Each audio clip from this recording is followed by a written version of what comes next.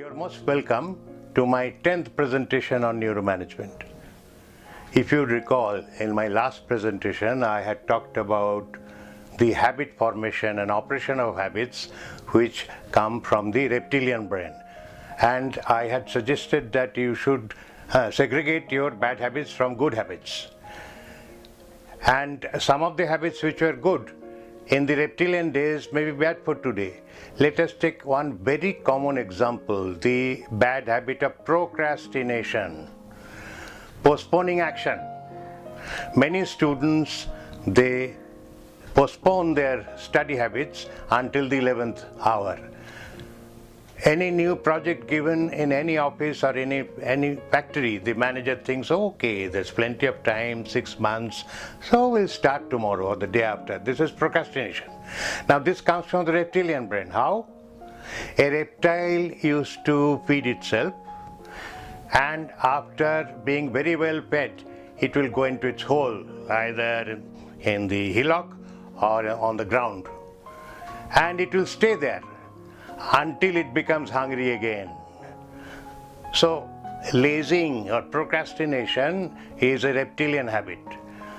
So when a young man or a young lady postpone things or procrastinates today, it is the unconscious mind, unconscious part of the brain, which is the reptilian brain, which sends a message to the conscious mind, I will not starve, my food is ensured. So why should I work now? Let me wait. So this is the habit of procrastination, which is very common today, particularly amongst youngsters, which we have inherited from our reptilian past.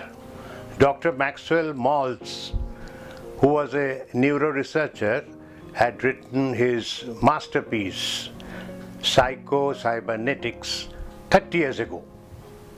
And there he had mentioned that good habits can be formed, bad habits can be changed in 30 days of time. If you practice something for 30 continuous days, you can change your habit from a bad to a good one. Now, modern neuromanagement researchers are claiming that 30 days is not long enough. They are recommending 60 days. Now, interestingly, some of the psychiatric problems, some of the psychological disorders are due to this basal ganglia of the reptilian brain. For instance, autism, obsessive compulsive disorder, and then your schizophrenia have got something to do with some defects in the basal ganglia. To share a case study with you, one case came to me, and this was a case of obsessive compulsive disorder.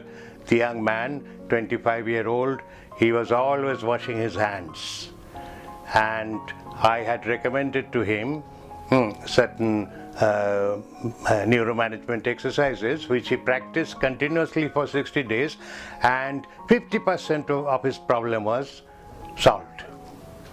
So there are techniques available today which are not invasive, means without giving any medicine, which can be used from the field of neuromanagement to try and use in case of those psychiatric disorders. At this juncture in this presentation, I will suggest that you first concentrate on your habit analysis. What are your good habits? What are your bad habits? And keep in mind your health and your happiness. And you analyze your dietary habits, your socializing habits, your exercising habits, your walking habits, your sleeping habits, and so on, and working habits, so on and so forth. And in that connection, you may get some tips, valuable tips from my best-selling book, Live Happily, Work Happily.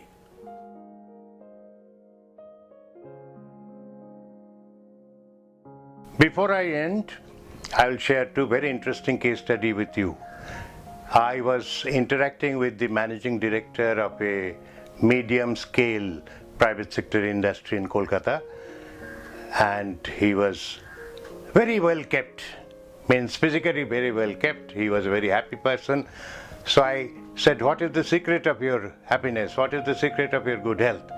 He said, I have recently constructed a new house in South Calcutta, where in a room I have kept a full-size mirror, and every morning I look at my body in that mirror, whether I am developing any obesity or not. This is neuro-management,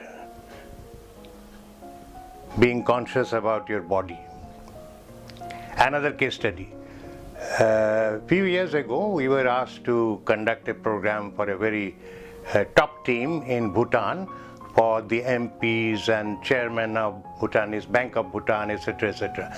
And there, after I talked about body language, the chairman of the Bank of Bhutan, he stood up, he said, "Sir, our king of Bhutan practices this. Every morning before addressing his parliament, he will look at his body language in the mirror and he will practice." So this is being conscious about your own body. Similarly, you should be conscious about your habits of eating out, because when we eat out, we eat a lot. Sometimes we practice overeating. It is not only our need, but we are also tempted by our greed. So be conscious about yourself. What are the bad habits you have? Try to convert them into good habits and practice the good habit for 60 days, and I'm sure if you hold that patience, you will get very good result. So I'm taking your leave this time. We'll meet you soon again.